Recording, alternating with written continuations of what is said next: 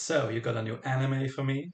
Yes, sir, I do. It's called Solo Leveling, and it's an adaptation of a highly popular manhwa. Man, what now? Manhwa. It's like a Korean comic. Oh, okay. So what happens in this thing? So the story takes place in a world where mysterious gates keep opening up, and they're filled with monsters. Luckily, some people develop superpowers and become hunters who go into the gates to fight them. So the main character is like the most badass, strongest hunter, right? No, actually, he's so weak that his nickname is the weakest hunter of mankind. Ha!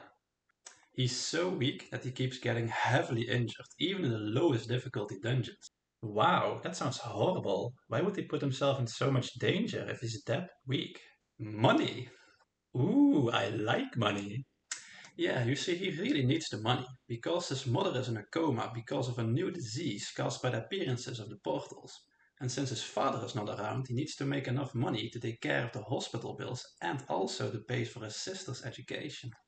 Well, at least it's good to know he makes a lot of money for constantly risking his own life. He barely gets by. Oh, really? Yes, since he's so weak, he can only go on dungeons that don't pay a lot, and also, since he can't really kill monsters very well, he doesn't get to claim much loot. Huh. So, what else happens in this thing? Well, we start off with the main character going on a D-rank mission, which is supposed to be pretty easy, since he has a group of D-rank or higher allies. He even has this really beautiful B-rank healer girl that seems to like him and even tells him to take her out on a date. But just as they think they are finishing the dungeon, they discover a path that leads to another dungeon. This does not happen a lot, so the group is hesitant to go into this new path, because they don't know how difficult this new dungeon is going to be. So they leave the dungeon and let the people that classify the difficulty of these things take a look at it? No, they just take a vote, and the majority of the people want to risk it, because they didn't make much money in the dungeon yet. Money is important. Yes, so after a pretty long walk, they end up by this gigantic, massive door in the wall. Oh, so it's obviously a high level boss room that's way too risky to enter after already having spent resources and stuff in the first part of the dungeon. And also considering one of the allies is literally the weakest hunter of mankind. Well, yes, of course, the logical thing to do is not go in this room, right? But, they do it anyway. Oh, really? Yes, you see, I kinda didn't give most of my characters a working prefrontal cortex. A prefrontal what?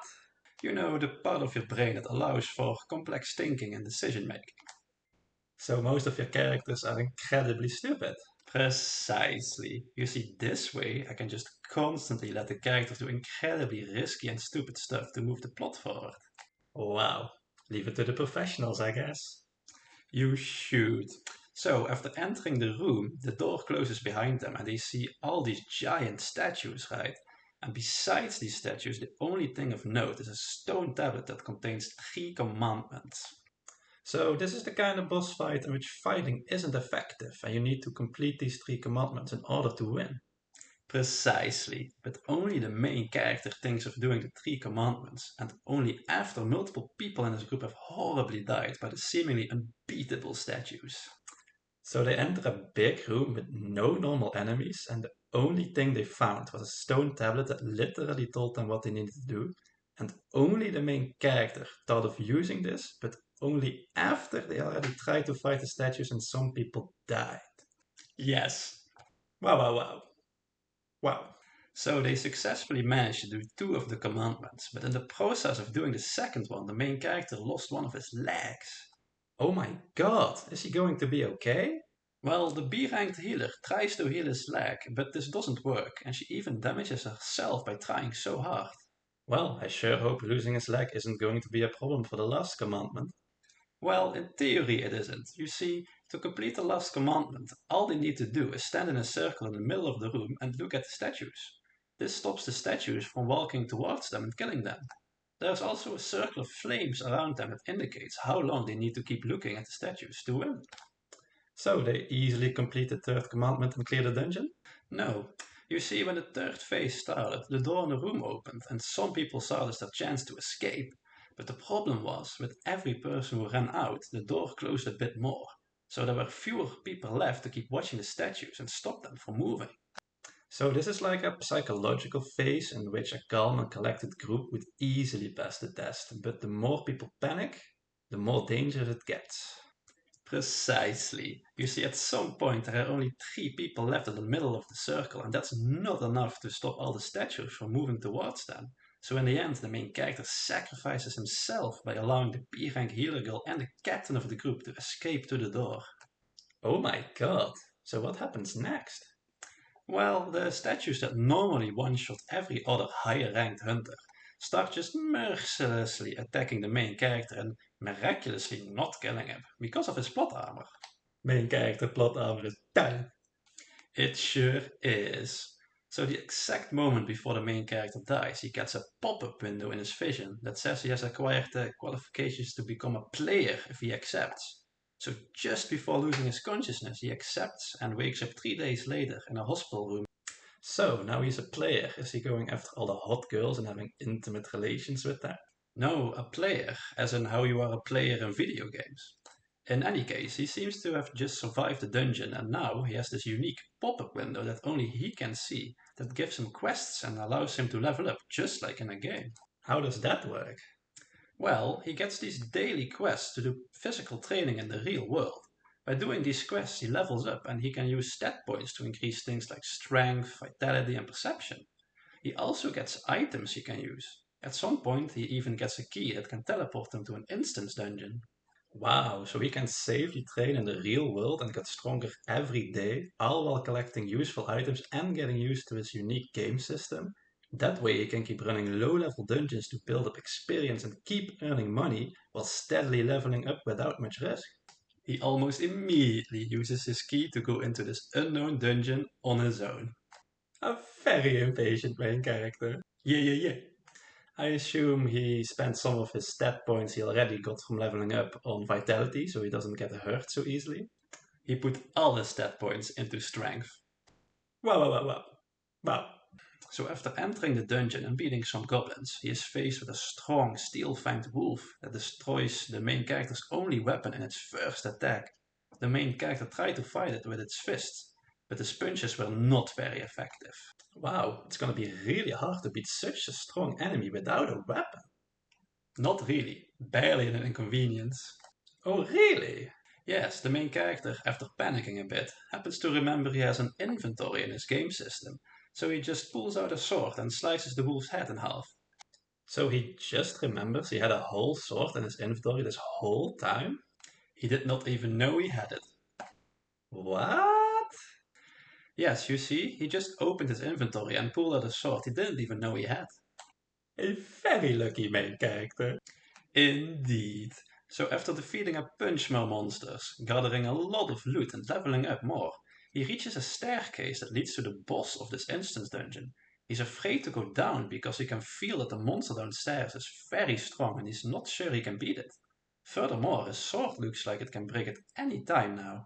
So he decides to call it a day and leave the dungeon. He must be pretty happy to escape alive, come out way stronger than before, and have a lot of extra loot to show for it. He instantly walks down the stairs towards the boss. A very high risk taker.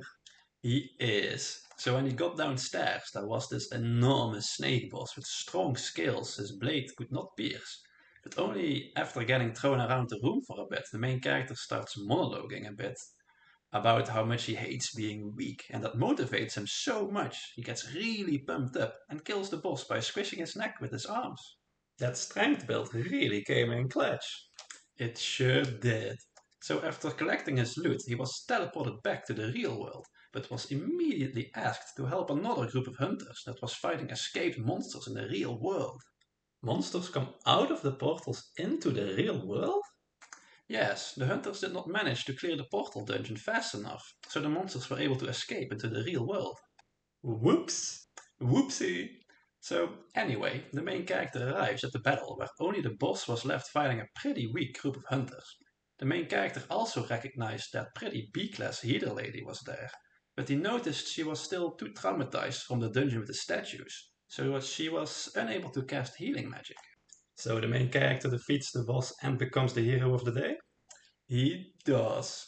So he throws his almost broken sword with so much force that it breaks the defense of the boss, allowing the other hunters to take it down easily. So is this the part where he goes to talk to the healer girl and maybe helps her deal with the trauma and maybe afterwards goes on a date with her like she wanted?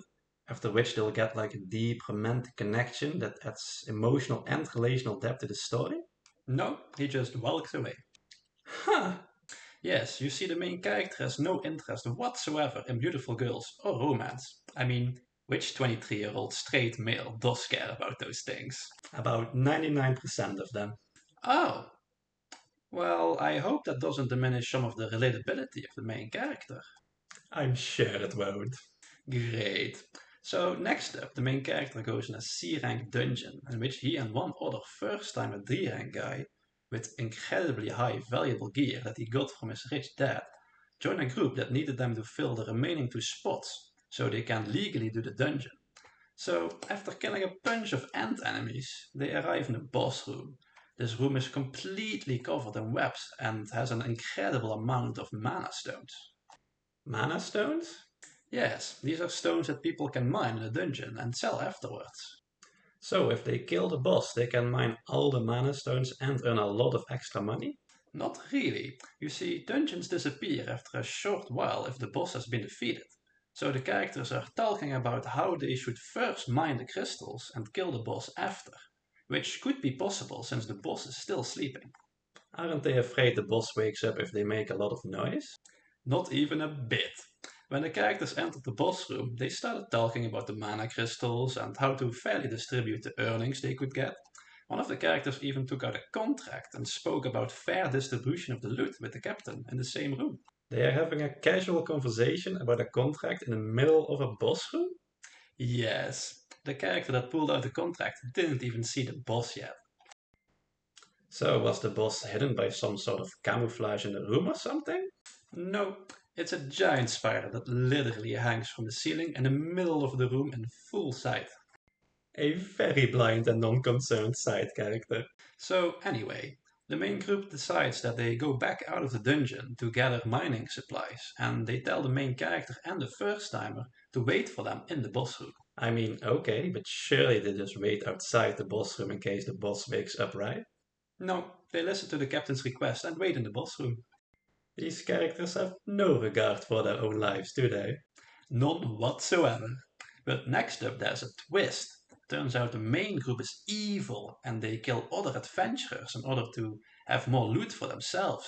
So they intentionally collapse the entrance of the boss room so the boss wakes up to kill them and they can't escape. But wouldn't collapsing the entrance mean they couldn't come back into the boss room? No, you see, the boss room has many tunnels connected to it, so there actually are dozens of entrances into the room. So collapsing the main entrance and waking up the boss is not effective because the main character and the first timer can just escape through one of the tunnels? Yes, but they don't consider that option for even a second. Wow.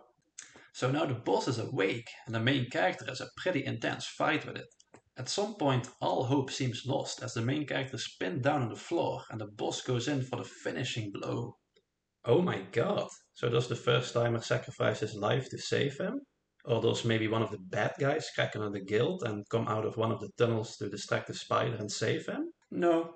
In the second before the finishing blow kills the main character, he randomly remembers he has not claimed one of his earlier quest rewards and claims a reward that fully restores his health and stamina. He was not aware that he was able to instantly restore his health and stamina to full, but he figured it out in the exact second he was going to die.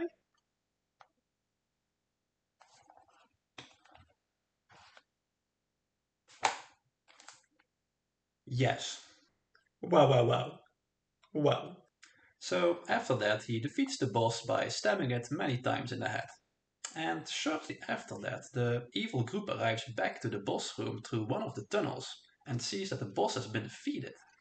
So the evil group realizes that the people they wanted to kill were way stronger than anticipated, even strong enough to kill the C-rank boss with only the 2 of them, and they flee the dungeon?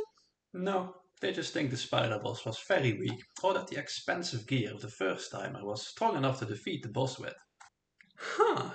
So the evil group now wants to kill them, and one of them ends up shooting a magic spell that blasts the main character into the wall. This unlocks a special quest for the main character that tells him to kill the evil group members. The main character accepts this quest and brutally murders every member of the evil group. Mass murdering main characters are popular indeed. So, what happens next? The main character ends up training a bit more and ends up unlocking a random loot box that gives him another dungeon key. This time the key has an S rank acquisition difficulty and leads to the demon's castle. The description also reveals that ingredients for the elixir of life can be found in this dungeon. This elixir can potentially cure the disease that keeps his mother in a coma. A S rank acquisition key that leads to the Demon's Castle. This obviously is a very high level and dangerous dungeon.